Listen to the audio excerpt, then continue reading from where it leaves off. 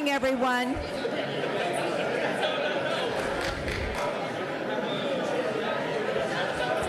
Excuse me, everyone. We're ready to get the meeting started. Thank you. All right, this is a wonderful, wonderful meeting tonight. We are going to call this meeting to order, meeting number 2024-1212R. Agenda item number 8 regarding the Main Street at Coconut Creek Development roadway site plan has been postponed at the request of the applicant and will not be heard on tonight's agenda. The music selection tonight was made by myself, the city clerk, and it was Light of the Seven, performed by the Prague Philharmonic Orchestra. The next music selection for the commission meeting on January 9th, 2025 will be made by City Attorney Pyburn. We'd like to remind everyone to please silence your mobile devices. To help with sound quality, please make sure to speak clearly and directly into your microphone, and mute your microphone when you're not speaking. If anyone is having trouble hearing at any point during the meeting, please raise your hand and someone will bring you an audio assistance device. Thank you. All right, City Clerk Kavanaugh, would you please call the roll? Commissioner Rydell. Here. Commissioner Wasserman. Here. Commissioner Brody. Here. Vice Mayor Raley. Here. Mayor Welch. Here. City Manager Rose. Here. City Attorney Pyburn. Here. And if you will all rise and join me in the pledge.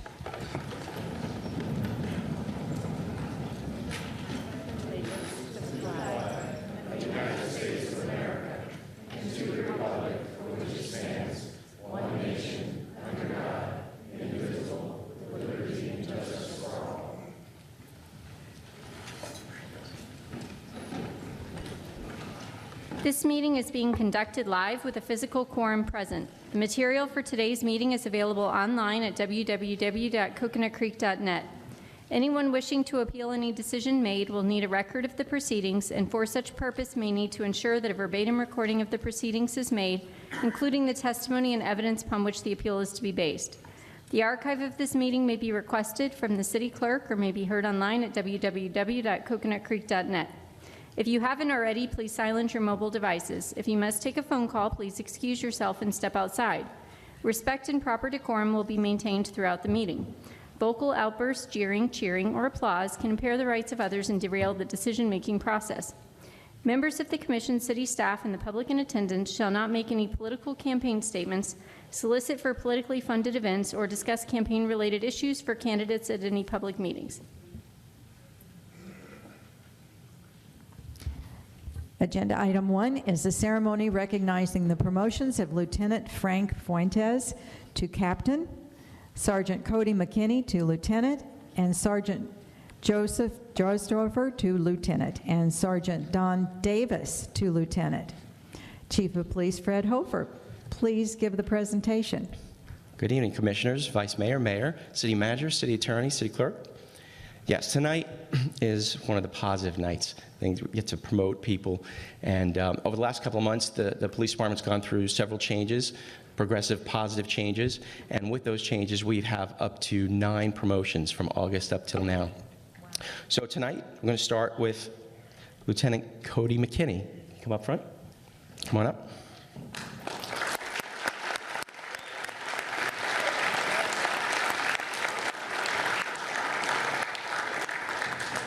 Now just stand there in silence so we could stare at you for a while.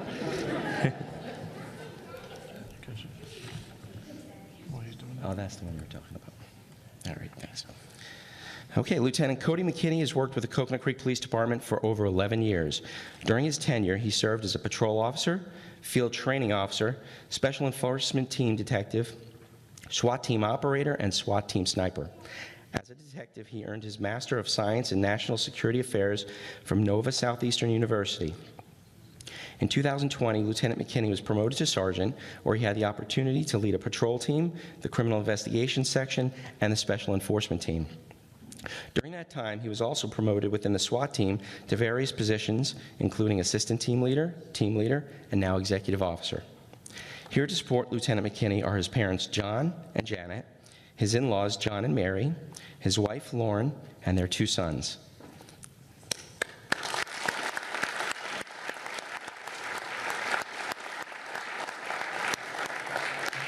So Cody's going to be pinned tonight by his wife, Lauren.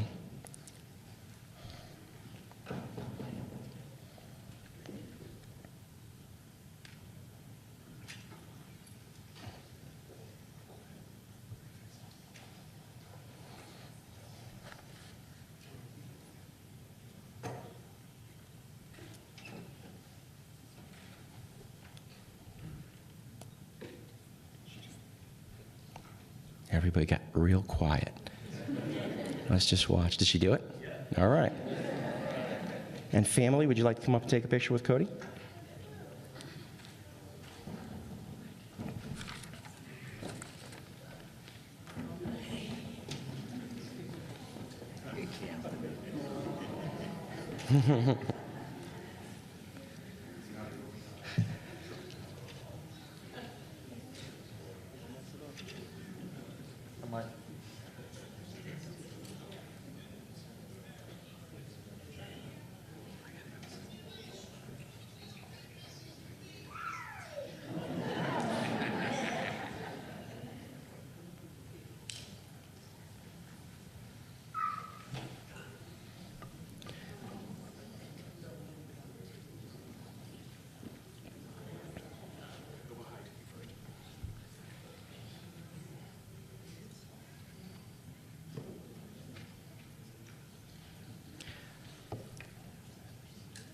While we're waiting, Cody didn't just get promoted to lieutenant, he also got moved into the criminal investigation section because of his experience both on SWAT and the special enforcement team.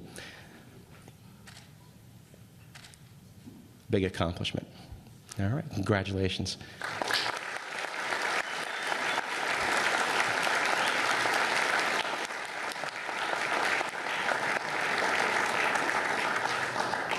Next up, Lieutenant Donald Davis.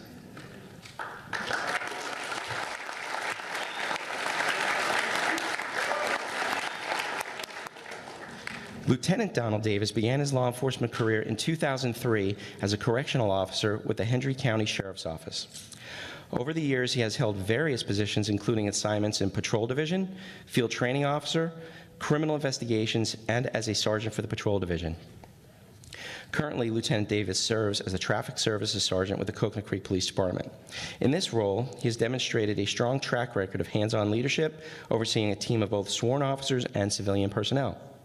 His focus has been on enhancing community safety through modern policing strategies, crime prevention, and effective investigations, all while fostering positive relationships within the community. Lieutenant Davis holds a bachelor's degree in public administration from Barry University and has earned several prestigious certifications, including those from the Florida Leadership Academy, Command Officer Development Course, and the FBI LEADA. These accomplishments reflect his commitment to continuous growth as well as rounded leader in law enforcement. Here to support Lieutenant Davis are his wife Kelly and their 2 daughters.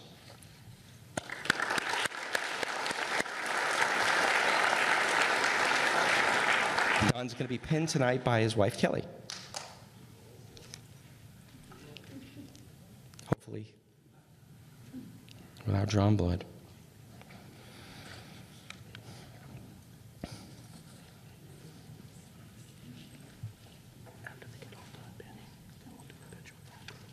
Yes.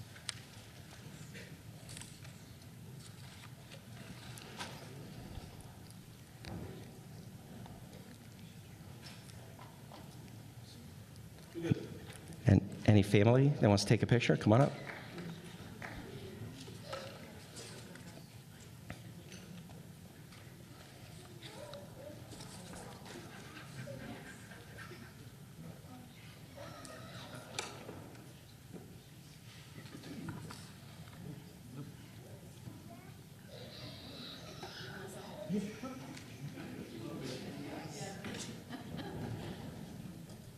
So while they're coming up, it's customary for the commissioners and then for the entire department to come up and take a picture. But because we have 4 promotions tonight, we're going to do that at the end as one big photo.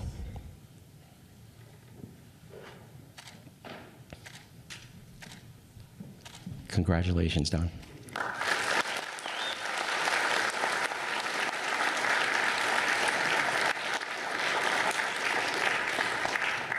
Next up, Lieutenant Joseph James Jarsdorfer. Common spelling.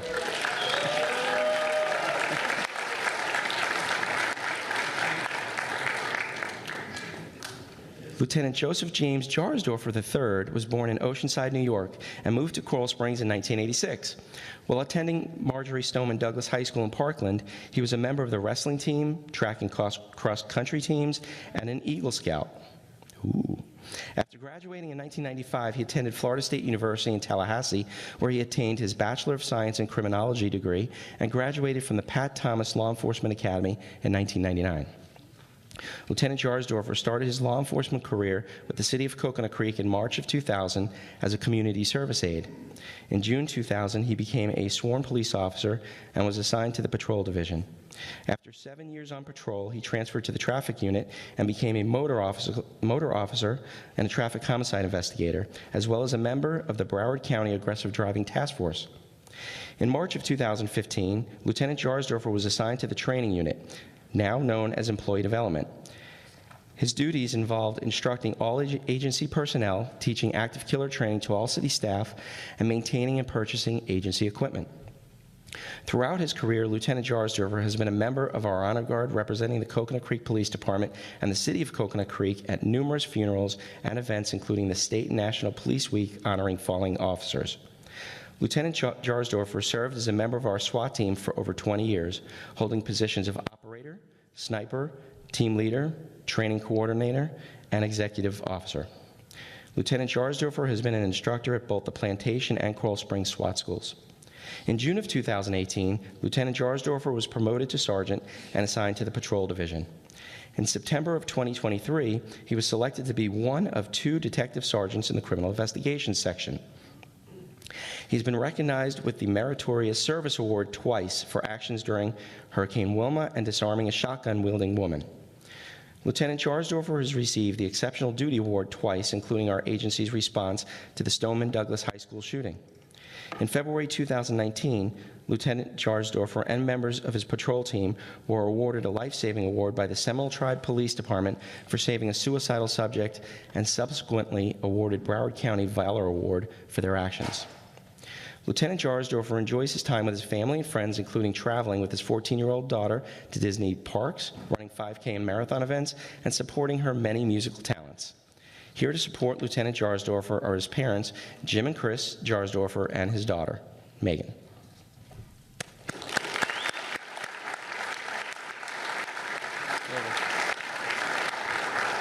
Joe's going to be pinned tonight by his daughter, Megan.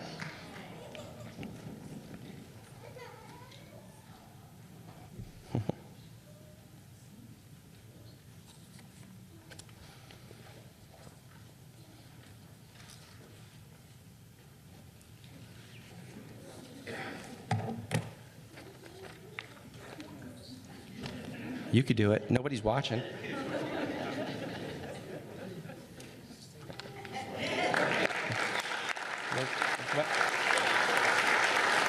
Family want to come up and take a picture?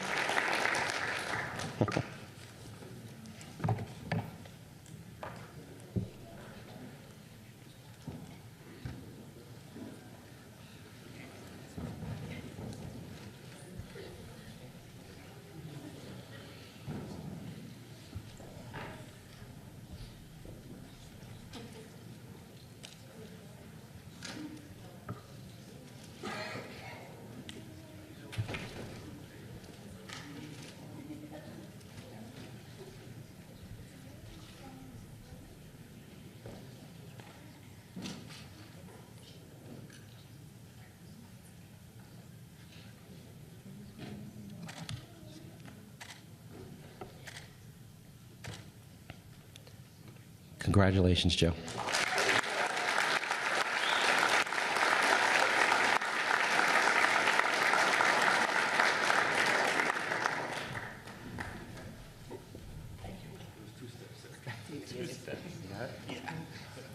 All right.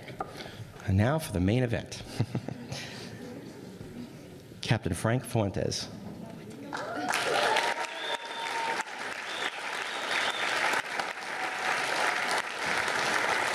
So I'm going to read his bio in a second, but I just wanted to mention the type of person Frank is. He was hired by then Chief Michael Mann several years, how many years ago? Close to 15. 15 years ago. And so he had, when he came to us, he had the title of, oh, he's the chief's boy, this and that and the other. Well, he got on SWAT team because he outperformed everybody immediately in the tryouts. He, not just physically, but also mentally. And he came to us from the Florida Department of Law Enforcement. Years later, a couple of years later, not too many, maybe 2 or 3, he wanted to put him for the special enforcement team, and we had an opening, and I was a sergeant of the team at the time, and I asked him, why didn't you put him for it? He said, because I haven't spent enough time here yet. I want to get credibility from these folks behind us. I don't want to be known as I don't want to get the position just because I'm known as the chief's boy. So he spent a couple more years before he put him for anything else. So it's quite commendable. He works off of merit, not favoritism.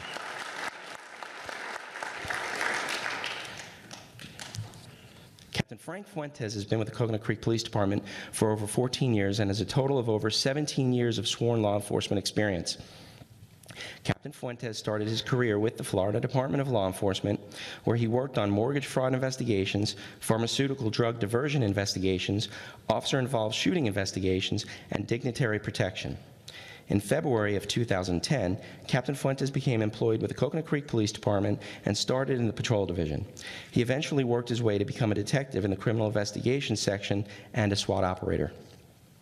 In 2016, Captain Fuentes was promoted to the rank of sergeant in the Patrol Division, and he was promoted again to detective sergeant in 2017. In 2020, he was promoted to the rank of lieutenant for the Patrol Division. In 2022, Captain Fuentes was promoted to Criminal Investigations Section Lieutenant. His vast experience in working criminal investigations has provided him with a blueprint on how a criminal investigation section should be managed. As our Criminal Investigation Section Lieutenant, Captain Fuentes oversaw 25 people and was in charge of criminal investigations of property crime and persons crimes, our Special Enforcement Team, our Internet Crimes Against Children Investigations Task Force, our Sexual Offender Monitoring Program, our Victim Advocate Program, our Criminal Analyst, our DEA Task Force Officer, our Crime Scene Unit, and Risk Protection Orders. Yeah, you can't make that up. Captain Fuentes is currently a CFA assessor and has conducted numerous on-site accreditation assessments. Captain Fuentes attended Florida International University in Miami and received his bachelor's degree in criminal justice. Shortly after, he received his master's degree in public administration. Here to support Captain Fuentes are his mother, Mariana Fuentes, his fiancée, Rebecca, and his daughter.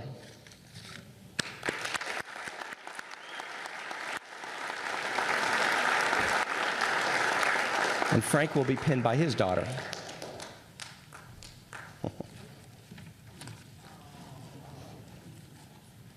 Cuidado con papi.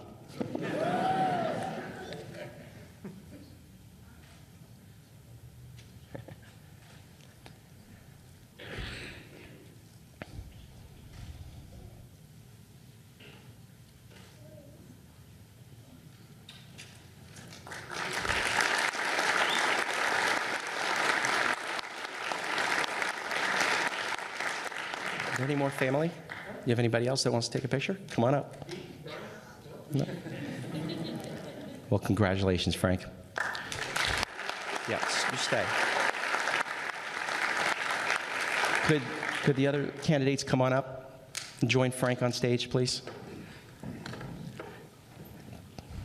Get a picture with the 4 of you and then with the commissioners after that, please.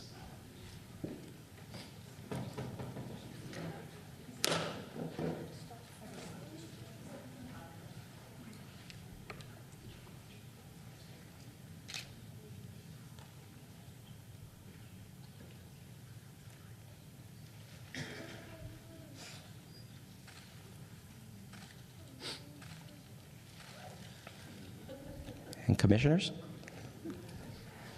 And Sheila? Come on.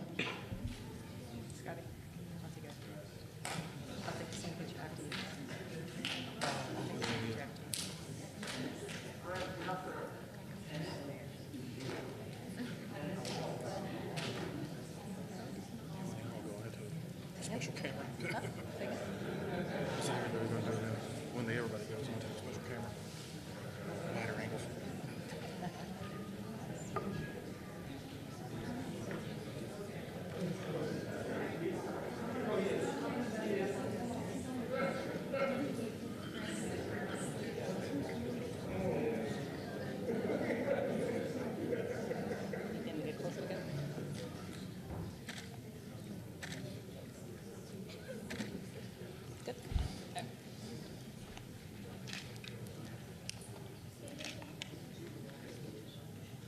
And can we get all members of Coconut Creek Police Department up on stage with them, please?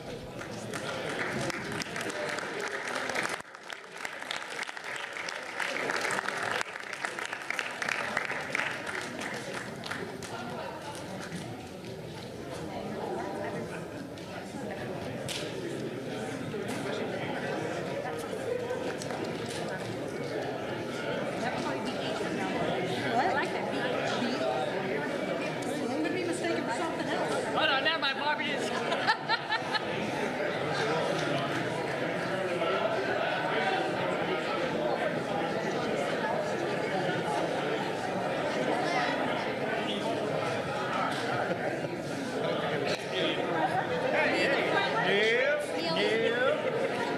Lunching today, he was doing the right thing. It's a free-for-all out here.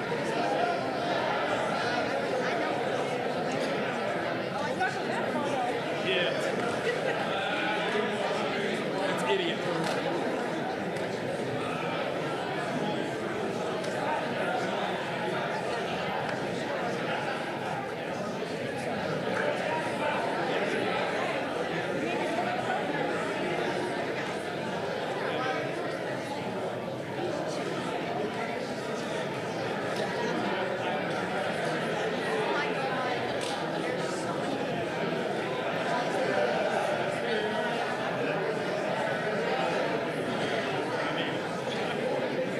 Cheer. Everybody smile. Keep smiling, keep smiling.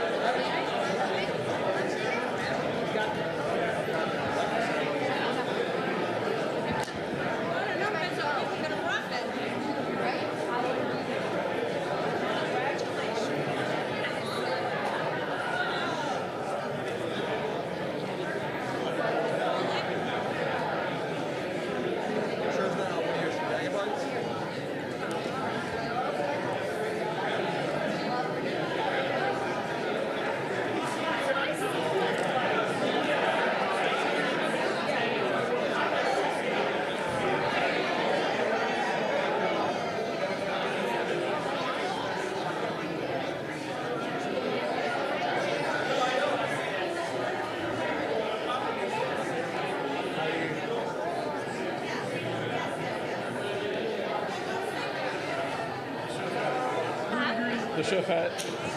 Where's I see that thing?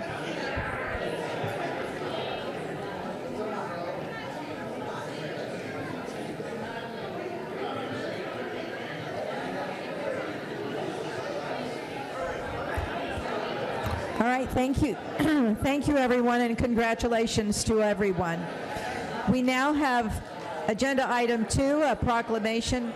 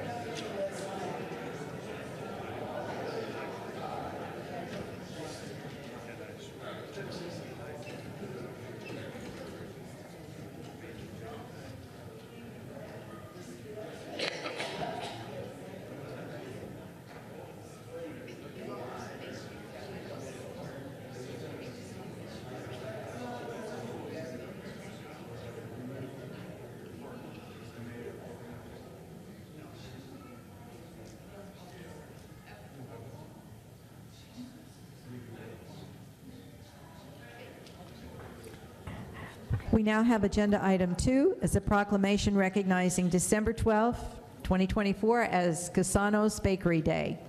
And Commissioner Rydell is going to read the proclamation into order, and Mike Greco, the Cusano's Bakery, will accept the proclamation. Good to see you. So I'm going to read the proclamation, and then I'll share some words. Whereas Cusano's Bakery has proudly served the South Florida community for over 40 years as a family-owned business, and whereas as fifth-generation bakers, the Greco family has a deep-rooted family tradition to consistently produce the highest quality bakery products while maintaining the best service in the industry, and whereas with their reputation for quality and premier service, Cusano's Bakery provides their bakery products to some of the most notable businesses in South Florida, in Florida, and the country, as well as businesses throughout the country. Whereas, with the opportunity to grow their business, Cusano's Bakery expanded to the city of Coconut Creek, opening their doors in 2016, where they operate a 300,000 square foot, state-of-the-art, $50 million facility with investments in their equipment. Whereas even with the most modern equipment available, Cusano's Bakery recognizes that their experienced and dedicated employees are a key factor to the exceptional quality, and over 60% of their employees have worked there for 10 years or more. Whereas Cusano's Bakery is recognized as a major local employer in the city with 330 employees, and whereas the city of Coconut Creek recognizes that our local businesses are the fabric of our community, creating jobs, boosting our local economy, and strengthening our city. Now, therefore, be it resolved that the City Commission of the City of Coconut Creek, Florida, hereby recognizes December 12th, 24, as Cusano's Bakery Day. Signed by the Mayor, the Vice Mayor, and all of the Commission, certified by the City Clerk. I'd love you guys to come up, and I'm going to present this to you. I'd like us all to present it to you, but I will just say this real quick. I think on behalf of all the commissioners, I think we've all been and visited. You are one of the best hidden gems. I think the stories that you have from moving from up north down here is absolutely amazing, and an investment to Coconut Creek. I love the fact that our city manager now was in a different role and met with you over almost a decade ago. The story is amazing. Your family's history and story is amazing, and we are blessed that you guys came here today, and I think there's nothing more fitting than being able to present you this proclamation. I'd love us all to present it to you. Mike, if that's okay? Yes. Wonderful.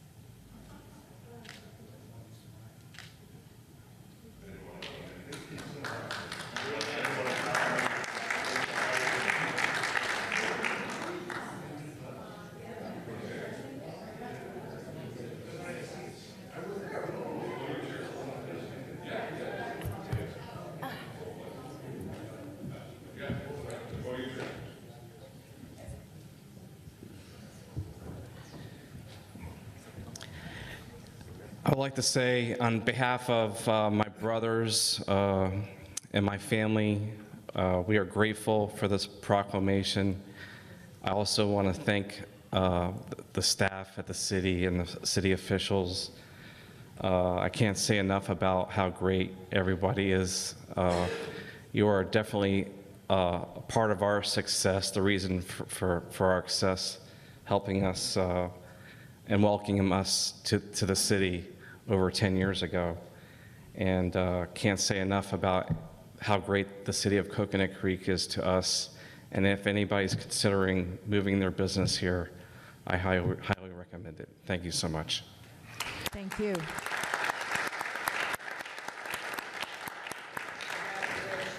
Mayor, if I can for 1 second. The other day, I went to the freezer, and Michael, you know, I guess you saw the picture, but I defrosted some rolls from the freezer, made some cheesesteaks with them. The best hoagies, the best hoagie rolls, and the cheese. It was just phenomenal. We thank you for everything, seriously, and being one of the biggest employers of the city. It's just great, and I think you said it best. It's a hidden gem, and thanks for all you do for our city. And for anyone interested, Restaurant Depot in Pompano sells all Cusano products. Thank you. Well, you can't say that. It's proprietary. Our next agenda item is election results, November 5, 2024 referendum election, and City Clerk Kavanaugh will have the presentation. Thank you.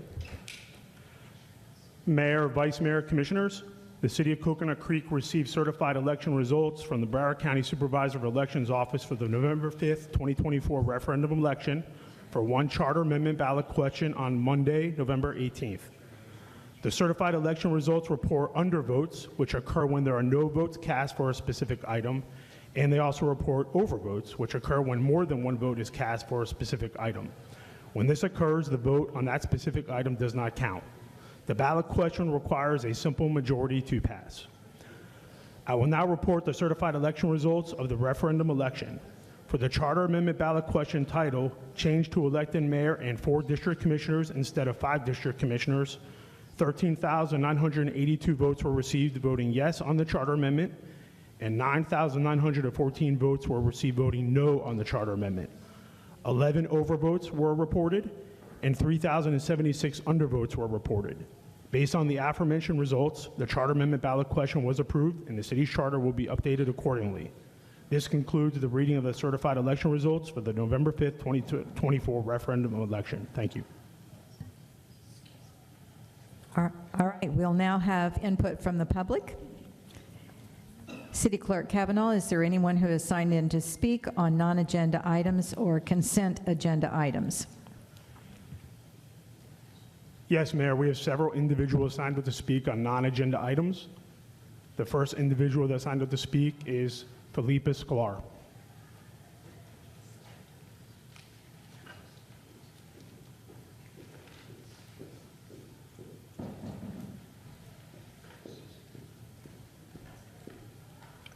Good evening. The last time I addressed all of you was last year in April, when I asked for your help to protect us from Commissioner Raley. You ignored my request. I met with the city attorney and the city manager at the time, who told us we are like family, and also did nothing to help us after I explained to all of you why we, the residents of Coconut Creek, needed protection. At that time, it was over an insignificant barbecue pad that Commissioner Raley, for some obscure reason, turned into an obsession where she withheld city documents from the owners to cause financial harm. Documents she denied having, but were later provided by the city, that contradicted everything she said about not contacting, interfering, and using city employees for personal benefit. Commissioner Raley stood up in front of all of you and the residents of Coconut Creek and did not tell the truth. Her interview with Tap Into Coconut Creek later contradicted what she claimed in that meeting, as well as videos, recordings, and documents from city staff and her own staff that also contradicted everything she had claimed. One of the documents she denied having came directly from the previous city manager to Commissioner Raley, further proof that she did not tell the truth when she denied withholding documents. This was a clear abuse of power and a violation of Statute 718, as she is prohibited from interfering in association matters. Our fears for needing protection from Commissioner Raley were justified. Since I addressed you in April, Commissioner Raley sent out an email blast in December last year where she called us liars, accused us of creating the very chaos she is directly responsible for by not telling the truth to the residents. Commissioner Raley used violent rhetoric, gave out our address with the instruction to stop them to more than 9,000 residents. Since she sent out an email blast, a bag of poop was delivered via UPS, swastikas were painted back next to our back door, and calls for they should be killed. I was so fearful that I got a gun license. What was Commissioner Rayleigh's response? The only thing she responded to were the swastikas. She claimed they were always there and we had lied. The problem with that is that her own maintenance department refuted her claim when they sent a photograph of the swastikas the day they were discovered at 9 a.m. Commissioner Rayleigh did not stop there. She then filed no less than 3 false police reports. The first one was from this Commissioner's chamber on November 10th last year, where she falsely claimed that a letter I wrote to all of you was addressed to her and written by Joe Wade. This We Are Family mantra seems to include the CCPD because Officer Luberis wrote on his report. Thank you. No. I'll defer my 3 minutes. I'll give to her and Joe Wade. This We Are Family mantra seems to include the CCPD because Officer Luberis wrote on his report. Excuse me just a moment. Could we know who those names are? That's John Wade. Joe Wade. Yes, thank you. Wrote on his report that it appeared the letter was addressed to Commissioner Rayleigh, who also believed the letter was written by Joe Wade. Officer Luberis either can't read or also has a problem telling the truth. The letter clearly showed it was addressed to the city of Coconut Creek and signed some residents of Coconut Creek. The letter was to inform you of an anti-Semitic comment in response to being asked if Winmore could do something to help Israel after the horrific October 7th attack. And her response was, I am Lebanese, the only Catholic on the committee, and I don't want to get involved. You can imagine how this landed with her Jewish residents, who make up a large population she represents. We were mortified. Again, you were informed and did nothing. On March 25th, Commissioner Rayleigh filed another false police report, claiming that the posts we wrote on our Facebook site, Winmore Residents Only Uncensored, were defamatory. The irony is that we created the Facebook group only after she silenced us in meetings and refused to resolve any of our concerns. On April the 5th, Commissioner Rayleigh filed another false police report. Commissioner Rayleigh was not finished in her attempt to impede my First Amendment rights. She then called the police twice to remove me from meetings, even when I had a POA that the attending officer agreed was valid. As bad as all of this was, Commissioner Rayleigh's most egregious conduct was what she swore to, under oath, to the Broward State Attorney. Commissioner Rayleigh did nothing with the November 10 crime report until March 1 of 24. For 5 months, it was not an issue for her until the Broward State Attorney opened an investigation into Winmore in February. On March 1, accompanied by her lawyer, who is also a Commissioner of Broward, she filed the false stalking charge to which she swore to under oath. Fortunately, the state attorney did not believe her false malicious claims and wrote the most damning report about her. If you would like a copy, I have it with me. After the police and the state attorney dismissed all her false allegations, she was still not finished. She then had her lawyer, the Commissioner of Broward, file 4 lawsuits against me after the investigation into Winmore was moved from the Broward State Attorney's office to the Miami-Dade State Attorney due to conflict of interest. What this proved is that Commissioner Rayleigh will go to whatever lengths necessary to further her own agenda, even if it means not telling the truth under oath. When we met with Officer Lukyanov, he made it clear that the CCPD would do nothing to help us due to their conflict of interest, as Mrs. Rayleigh is a city commissioner, and confirmed what Butch Arenal, your ex... Next one. Thank you. Thank you. So let me clarify that the maximum, if others are going to contribute their time, yes, the maximum total time could be 12 minutes under our procedures. Sure, that's fine. Okay. Thank you. And confirm what Butch Arenal, your ex-police chief of police, also said. We asked Officer Lukianov what he would do if we made a false police report like Commissioner Rayleigh had. He said, "I would arrest you." We asked him then to arrest Commissioner Rayleigh. He shrugged his shoulders. Are you going to shrug them too? Are you going to disregard the Broward State Attorney's report and the 3 police reports where Commissioner Rayleigh did not tell the truth and were dismissed? Commissioner Rayleigh abused the justice system with her false claims. She took the time of at least 5 police officers. She took the time of the state attorney. She took the time of the court. She took the time of the clerks who drew up her papers, all because she wanted to destroy an innocent man's life and mine, just because she could. She wasted the police department's time and the state attorney's time. She should not be rewarded by retaining her position as vice mayor. The city of Coconut Creek should not tolerate a city official abusing the justice system. If anything, she should be arrested and charged, just as any other resident would be in Coconut Creek. Here are some other examples of her disturbing behavior that a commissioner should never engage in. Withholding bids, allowing her staff to sign contracts before being presented for a vote, and worse, she herself signed a multi-million-dollar contract the day before it was presented for a vote. Commissioner Rayleigh also failed to disclose that her consultant for this multi-million-dollar bid was also her donor to her campaign for commissioner. Commissioner Rayleigh for weeks claimed that her chief of security was the most decorated officer in the CCBD history, when his 150-page disciplinary file provided by the CCPD revealed that he was more likely the most disciplined officer.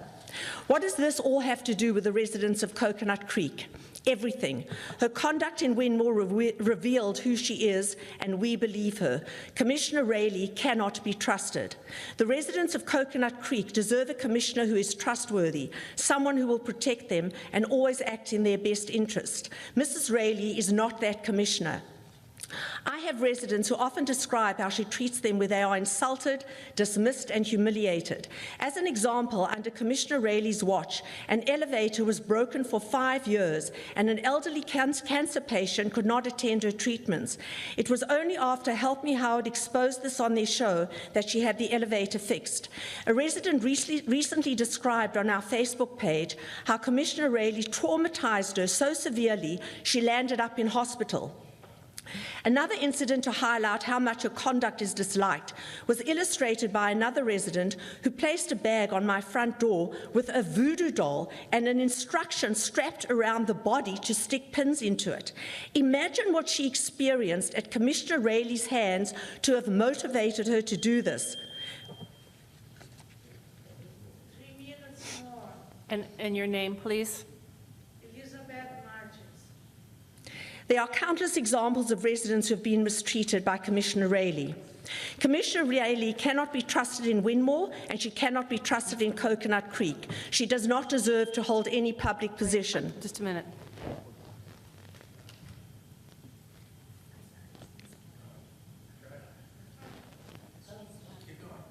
My father was the mayor of Johannesburg. He was the first mayor to break apartheid rules in the mayoral chamber. I grew up fighting apartheid and injustice. The injustice the residents are subjected to at Commissioner Rayleigh's hands must end. I would like to think that the city of Coconut Creek does not have a separate set of rules for their officials, that they demand ethical, honourable conduct from them, and will not tolerate a city official who does not tell the truth to the police, the state attorney, you, and the residents she represents. My father as mayor would never have tolerated this conduct from his vice mayor, and neither should you. The residents of Coconut Creek are watching to see if you hold your city officials to a higher standard. Thank you.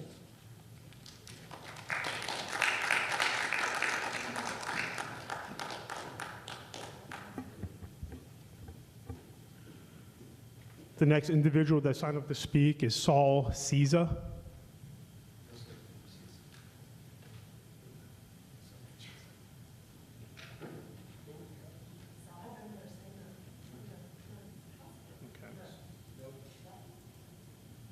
Okay, the next individual that signed up to speak is Howard Weisglass.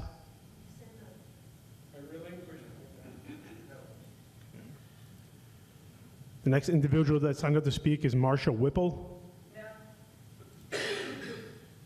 Next individual that signed up to speak is Diane San Anton.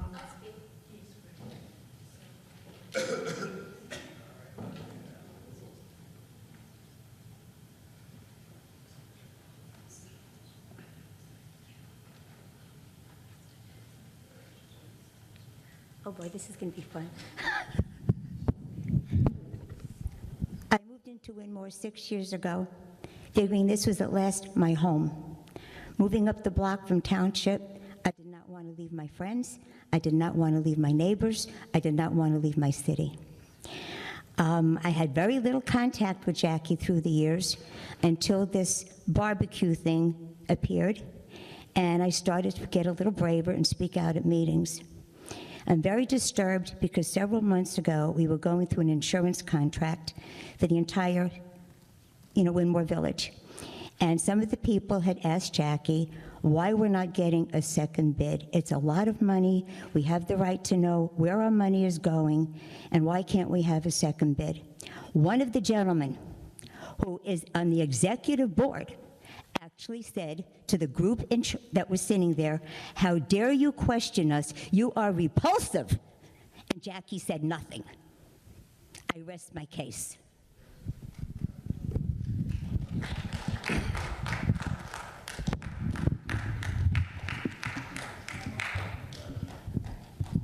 The next individual that signed up to speak is Andres Belito. Andrea. I apologize, it's misspelled in the system.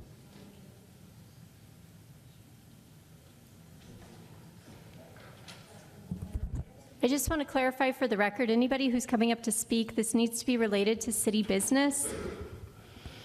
Thank you. Well, I live in Winmore, and Winmore is in Coconut Creek, is it not? That is city business. My city is in Coconut Creek, therefore I feel it is city business. My vice mayor is vice mayor of Coconut Creek. She lives in Winmore. That's, to me, city business. Is anybody going to refute that? You? Anybody? No, okay. I've been living in Broward County for 52 years. I've been physically active in Broward County for 52 years. I lived in Parkland. I was the president of the Fraternal Order of Police Association for many years. I helped get the original green fire engine that now Coral Springs has. I was the founder and chair of the Parkland Education Resource Committee. I helped build all the original schools in Parkland, including Marjorie Stoneman Douglas. So I'm a little savvy when it comes to city business. What I see happening in front of my face with a lot of stuff kind of makes me a little worried. And I don't like it. I really don't. I've seen a lot of things happen to myself in this city and in Winmore that I've been told that's going to help me and my people I know in Winmore. It doesn't happen. I don't like what I see, Jackie, and I'm going to say it to you, right to your face. It doesn't look good. And P's and Q's need to be looked at. And that's all I'm going to say to your face. Thank you.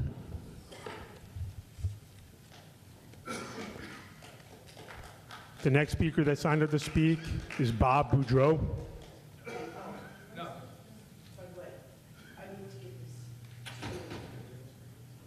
And the final speaker that signed up to speak this evening is Luck-Win Luck. And I apologize if I mispronounce your first name.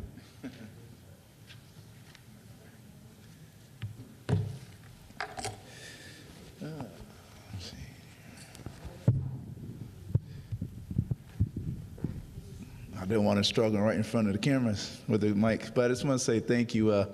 My name is Luck-Win Luck, and I think you did a great job with pronouncing my name, so thank you. Obviously, this is my first time here presenting myself. Actually, I know Commissioner Brody for quite some time, but I wanted to come here to let you know that I'm the regional manager for the Chief Financial Officer. So I do apologize the fact that this is my first time, but usually I'm more involved at the county level. So what my role is, I basically represent the CFO at the local level when it comes to informing the community about the resources or information that we have available to the community. So the Florida Department of Financial Services is the department that regulates the insurance industry. So anything insurance related, whether it's life, auto, property, look, I know the challenges, and I speak to individuals, and we're the department that can help mediate some of the claims that people have, or if they have an issue with their insurance companies. In those circumstances, that's what we do. So I just want to make sure that the county or the city knows that I'm the regional manager and that we have staff or we have people here that can assist the citizens. So there's much more information that's available on our website, but I just want to be to let you know that you can reach out to me, and also to know that I am local. I actually live here in Broward County. I live in Fort Lauderdale, but I do, like I said, cover Broward County all the way to Indian River. So that's why sometimes I just focus a lot on the county wide agencies, and so that's the reason why I haven't came out here. But I'll do a better job with coming out to more of the city functions, events, and meetings, and where I can be of help and assistance. Thank you. Thank you. Mayor, real quick. Mayor.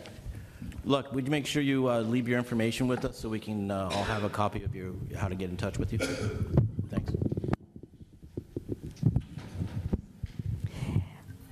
Thank you, City Clerk. Is there anyone else who would like to provide input on non-agenda items or consent agenda items? If so, please come forward.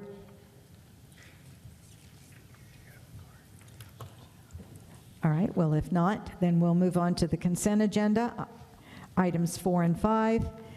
Agenda item 4 is a motion approving the minutes from previous City Commission meetings 2024-1024R, 2024-1111SP, and 2024-1114R. Agenda item 5 is resolution 2024-181. It's a resolution authorizing the city manager or designee to execute an agreement with the Broward County Supervisor of Elections, providing for the engagement, training, assigning, and paying of poll workers, as well as for the delivery and pickup of election enroll equipment for the March 11, 2025 municipal election, providing for any and all necessary future amendments to the agreement. Are there any items the Commission wishes to pull from the consent? Seeing none, is there a motion and a second to approve these items? Move consent. Second. So it was moved by Commissioner Rydell and seconded by Commissioner Wasserman. City Clerk Kavanaugh, would you please call the roll? Commissioner Rydell? Yes. Commissioner Wasserman? Yes. Commissioner Brody? Yes. Vice Mayor Raley? Yes. Mayor Welch? Yep. Moving to the regular agenda is item 6, resolution 2024-173. It's a resolution authorizing the mayor and city manager or their designees to execute an agreement with the Florida Department of Law Enforcement, FDLE, to receive reimbursement from the School Security Assessment, SSA, program for private school security assessment activities, kindergarten through 12th grade. Is there a motion and a second? Move it. Second. Moved by Vice Mayor Raley and seconded by Commissioner Wasserman. And we have our Police Chief Hofer back. Good evening, Commissioners. Yeah, this is an access grant which allows us to conduct school safety, security checks, and active assailant training in our private schools. Currently, we have 3 eligible schools, the Chabad, the Randazzo School, and North Broward Prep. And we estimate to access or being reimbursed for approximately $15,000 to $20,000 of funds for that training. Yeah. Are there any questions from the commission? All right, well, thank you, Chief. Yep. City Clerk, are there any members of the public who have signed up to speak on this item? Not at this time, Mayor. Is there anyone present who would like to speak on this item? Seeing none, then City Clerk Kavanaugh, please call the roll. Commissioner Rydell? Yes. Commissioner Wasserman? Yes. Commissioner Brody? Yes. Vice Mayor Raley? Yes. Mayor Welch? Yes. Agenda item 7 is a resolution 2024-186, a resolution authorizing the city manager or designee to execute a memorandum of agreement, MOA, with the Florida Department of Health in Broward County, DOH-Broward, delineating the responsibilities of DOH Broward and Coconut Creek Fire Rescue, CCFR, for activities related to mass prophylaxis of targeted dispensing populations under the city's Readiness Initiative, CRI, in the event of a national emergency. Is there a motion and a second on item 7? Move it. Second. Moved by Commissioner Brody and seconded by Commissioner Wasserman. And we have our fire chief making the report. Thank you. Good evening, everyone. Yeah, what you have before you is an agreement between Broward Department of Health and Coconut Creek Fire Rescue. And this agreement is not new to Coconut Creek. We had a previous agreement that was signed in 2019 that is now expiring. So entering into this agreement will ensure a rapid assembly and deployment of pharmaceutical prophylaxis by the Department of Health to our city. And that's just a fancy way of saying vaccines and medication countermeasures. So in the event of a national emergency that involves bioterrorism or a natural pandemic, medical countermeasures and vaccines will be transported to a point of dispensing, which is called a pod, that Coconut Creek Fire Rescue will begin to administer to targeted populations. And our identified pod is our community center. So after we enter into an agreement, there's going to be some training and education and exercises that are going to be provided to us by the Department of Health. There's no cost for the pharmaceuticals that will be deployed to our city during an event.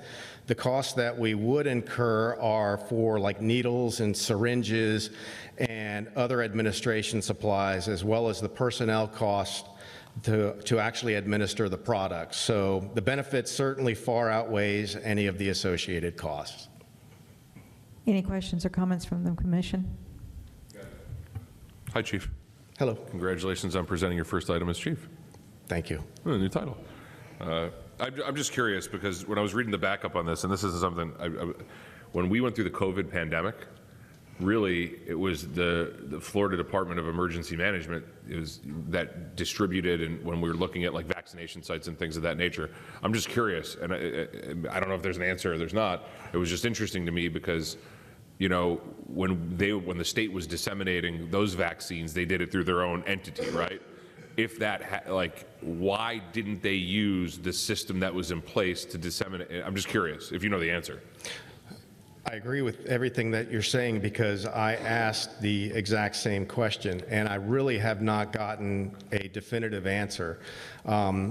What I did receive was that there was a lot of supplies, medications that were administered that, quite frankly, I believe just kind of bypassed this system and just started to be implemented to all of the agencies. So I know that we received a lot of countermeasures, not in the form of vaccines, but testing kits and other types of supplies. And I know that other cities did as well. But I also know that there were other vaccines that were also administered, just like you said, outside of this program. Yes, I fully support the program, but it was just interesting to me when you read through the backup on this item, it's a countywide system for exactly what the pandemic was that the state didn't utilize for this. So there was a little counterintuitive. No, it's... So that's all. I don't think there was an answer to the question, but it was just interesting to me that there was a system implemented that the state ultimately bypassed through its Department of Emergency Management and didn't use remotely anything having to do with the county when they said, that's all. I support this. I support you. That's all I got.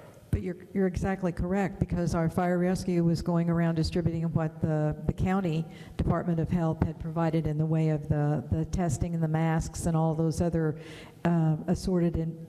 And the county had nothing to do, like the county didn't even get vaccinations. No, so it's true. just interesting, that's all. I hope this is actually the system that works, but understanding in COVID, I think they prioritized elderly populations, and maybe there was a different metric that they didn't want the Department of Health to utilize. So hopefully this is the process. Just kind of a side note, not in anything. I was going to ask you a really difficult question, but I decided not to. Do you want to think about it?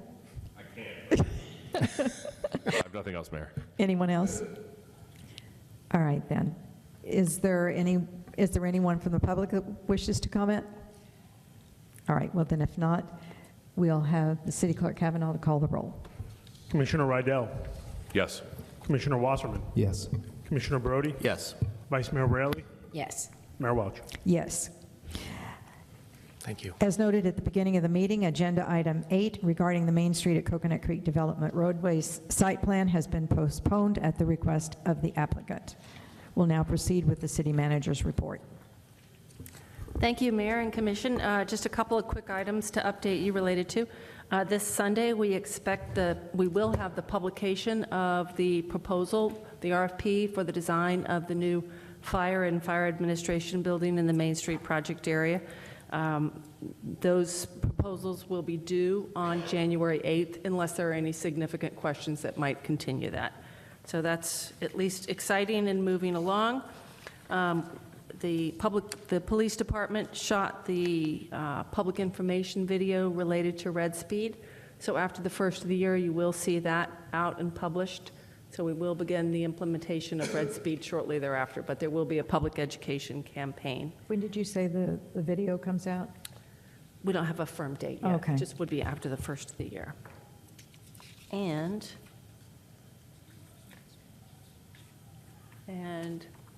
body-worn cameras are being rolled out. As it relates to Main Street, I have been in conversations off and on, more on than off, with the attorney, Scott Backman, related to the Main Street project area. They still are very concerned that there is a gap in their ability to finance the two multifamily projects. I have had conversations with them about a potential incentive package, recognizing that it would only be a staff recommendation and it would ultimately come to you for approval.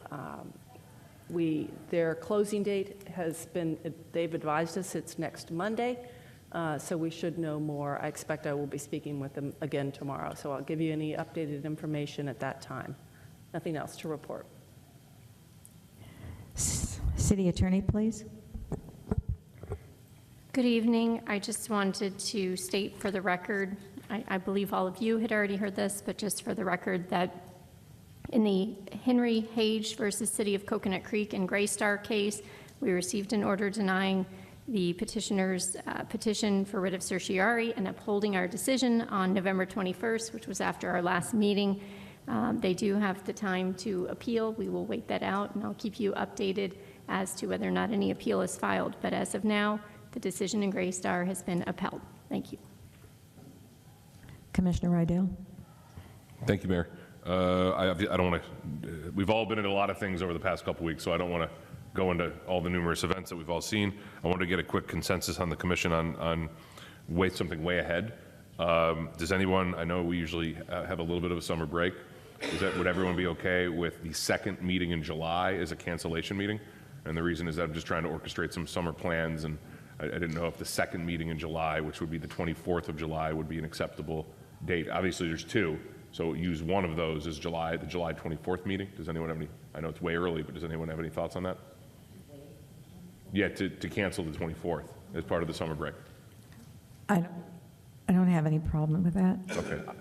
Understanding that there's going to be a second one probably coming down the pipe as well, I just wanted to put that out there so for the purposes of future planning. Everyone good with that? Okay.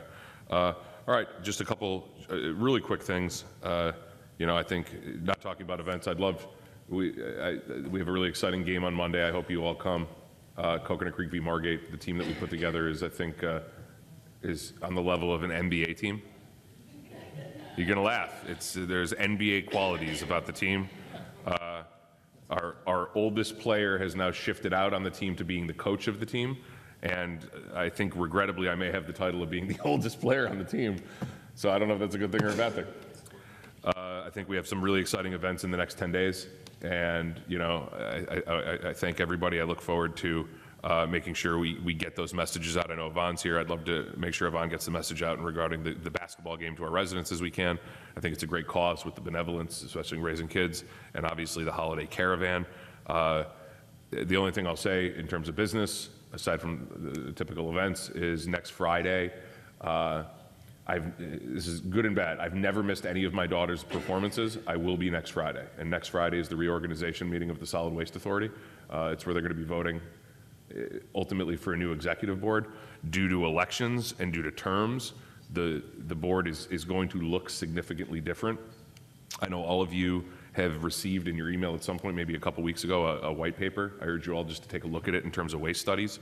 The only thing I'll bring up to you publicly that I think is extraordinarily significant in the waste management realm. So there was essentially a waste stream study that was done by the Solid Waste Authority, which the purpose of the purpose of it was for the consultants of the Solid Waste Authority to see what's in our garbage, right? What goes into a truck, what's being recycled, what goes into a landfill, you know, and try to analyze that to say, hey, we can source maybe some of this out, or we could be doing a better job with some of these things.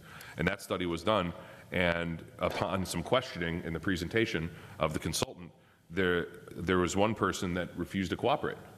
It was Waste Management. Waste Management refused to cooperate in a waste stream study of what was going into the Monarch landfill, which to me is like so on its face inappropriate when they're asking the county for an expansion and you refuse to acknowledge what's coming in. You know, it's who knows if anyone's going to listen to it. They don't listen to us anyway. But that's, I think, a really salient point. Obviously, I'm going to be fighting to get on the executive board, and I would love to try to get some leadership role in that as well. So that's really over the next couple weeks. You know, it's hopefully an early meeting. So I wish all of you happy holidays. I know we've had some great holiday events the past couple weeks, and I know I look forward to a couple more. Healthy holidays, Happy New Year, and I look forward to seeing everybody, obviously, at all our events in the next 10 days. Thank you. Commissioner Wasserman. Thank you, Mayor. Couple quick things.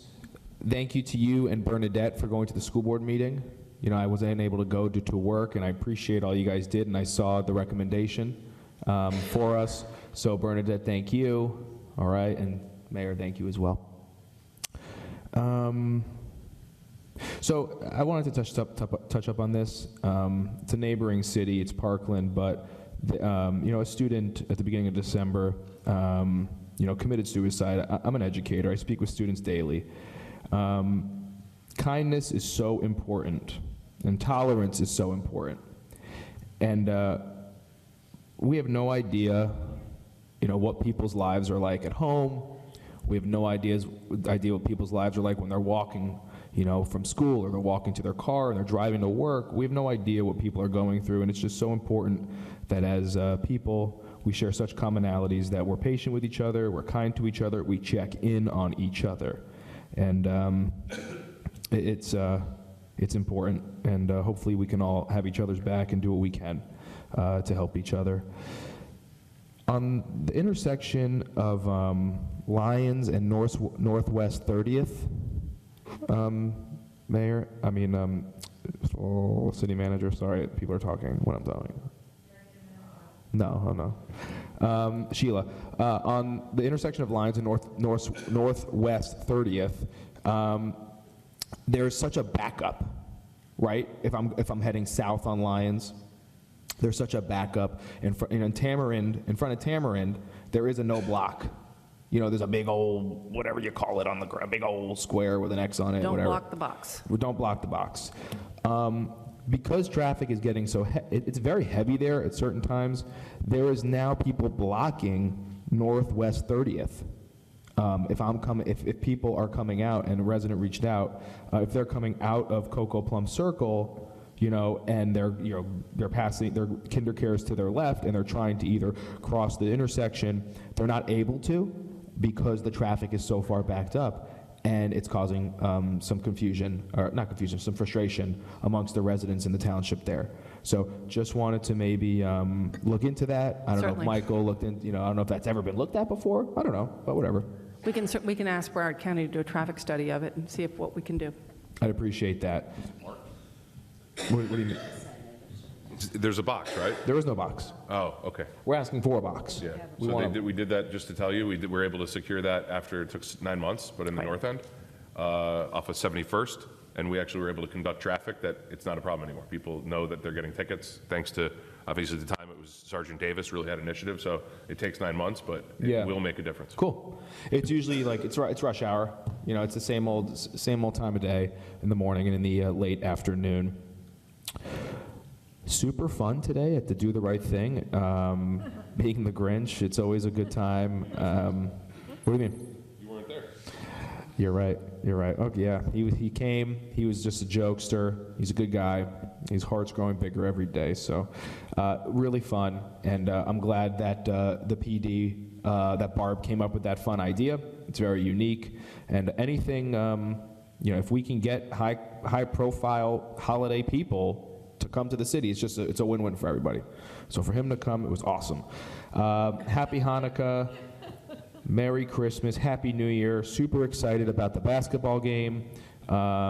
We've been practicing. We've been getting after it.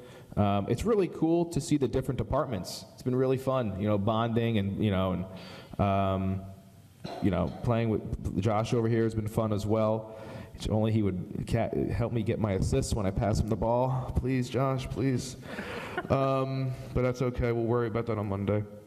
And super excited for the caravan. All right, have a great weekend. Thank you. Commissioner Brody? I thought you were going to mess my name up again. No. So I want to, first of all, start off in a little tag along with what Commissioner Rydell was saying about, the waste management. I think that I sat on the Winston Park call on Tuesday night, and a lot of great questions came up through the HOA meeting about what can they do to be involved with the waste management, which kind of rang a little bell for me. I gave my little spiel of what they should do, what they can do, and how they can help, and they asked for a bus, and I said, if we got the head count, we'll get the bus. And I confirmed that with Sheila, and so while I was talking and kind of sharing this with Sheila and Terrell, it came to my mind that we should probably reach out to these HOAs and see if they want a commissioner to come in and speak to it so they understand the bigger problem, and maybe start rallying the troops. If they hear it directly from us in their meetings, it's different than getting it through the Facebook or getting it through any of the social medias. But if we can, somehow arrange that so we can kind of be involved with the HOAs and answer their questions and get them pumped up, because getting off that call, I had 30 people ready to go that night. It was incredible how they wanted to jump on board with this. So I think we probably need to go out and reach out to these HOAs and try to be involved in our districts, obviously with the HOAs, and try to have these conversations with the residents and the HOA boards. Today was awesome. The food was fantastic, by the way. Whoever cooked that food, kudos. I mean, that was very delicious. But I think what struck me more importantly was walking through there and hearing the conversations and seeing the staff laughing and having such a good time, and everybody was loose, and it really felt like a family barbecue. And so, kudos to everybody that put it together and worked on it. It was amazing, and I'm going to tell you, when I walked out of there, I was humbled at how great that event was, and how everybody kind of came together. And some of the fire guys had some strange shirts on, but we won't hold that against them. But it was fun watching all that, and I got to say, this is the way it should be. This is the way I pictured, and that's how the way the city should be ran, is having that fun, because it makes work not seem like work. So that was pretty cool. I just want to remind everybody, Saturday morning with the fire department, they're having their event, the pancake event there. There's going to be a fat guy with a beard sitting around helping the kids. And then on top of that, we have on that same day, right across the bridge in the community center, another fat guy with a beard going to help out with the women's club event, the carnival. So those are two great events that are going to happen on Saturday morning right next to each other. It's great that we can get as many people out there. And I'm going to end with Go Army, because we got the Army-Navy game coming up on Saturday at 3 o'clock. If you can't be there, I'm going to say probably the Army's going to smack the crap out of the Navy. And that's all I have. Vice Mayor Raley. was a great day today. I want to thank Public Works. That food was amazing. I never had fried turkey before, and it was outrageous. Thank you so much. That was great. Of course, I want to address what happened this evening at this meeting, and I just want to say that 10 disgruntled residents, as opposed to 9,000 happy, supportive residents. I'll take that ratio any day. And I also want to thank all the supporters that were at my event last week. I was honored for my work in Winmore by the Democratic Club, but it was a nonpartisan event. And I am, along with Winmore, in the congressional record. Congressman Moskowitz went before the Speaker of the House, and I am now in the congressional record. That is an honor that I never thought I would achieve in my lifetime. I want to thank, there were almost 200 people there, and I want to thank each and every one. I want to thank Winmore residents for their support. I also have to address a lot of the things that were said this evening as a twist of facts, an interpretation, a manipulation. I also want you to know that 14 charges were brought against me with the Ethics Commission, and every single one of them was dismissed. I don't want to get into this battle, and I won't, because that person that made these statements is also running for the commission seat for District B. So I just want to let everyone know that I hope my past performance, my character, what I stand for, speaks for itself. So I want to thank you. I want to thank you for your patience, and I want to thank you for your support. I also want to wish everyone a happy Hanukkah, a very blessed Merry Christmas, and a happy, healthy New Year. I also want to say that January 28th at the County Commission, waste management issue will be brought up again, and Winmore will have a bus. And I extend that invitation to our neighboring communities. If they want to hop on, just give me a call, register, and we'll be welcome. You would be welcome to join us on the bus. The last meeting, we showed a very strong presence, and it did help, so you can make a difference. Colleagues, have a wonderful holiday. We'll see you on the trail. We're going to be very busy, so we'll be seeing each other quite a bit. I want to thank you. Thank you all. Yeah, it should be interesting.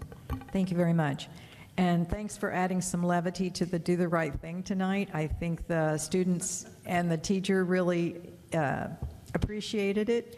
I know I did. It brought a high. I just wish the costumes could have stayed on. It probably would have added some levity to our commission meeting tonight.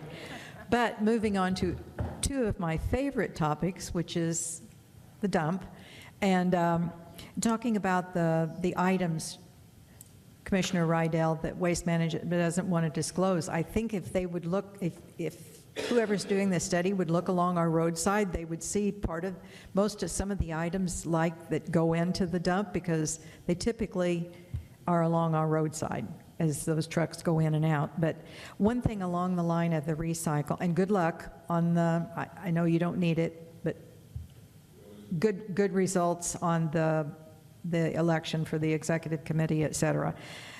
Hey, briefly, I don't mean to interject. Madam Rose and I had discussed earlier, she's going to be circulating a list to all of you for the middle cities for ultimately the election. So if you know any two. commissioners in those cities, all hands on deck to make sure we get there. So Sheila will be handling that next week. Yeah, absolutely. We won't let go by the wayside this time, right?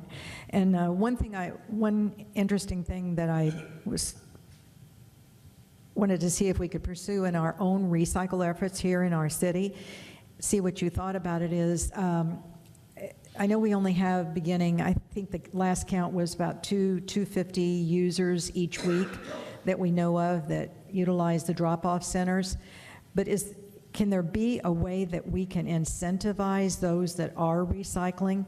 Because at various times, it's amounted to a lot of pounds, a lot of tons over time. So if there was a way we could incentivize those residents that are actually utilizing it, we could make some real profound results right here in our own city. Just something to think about if we can.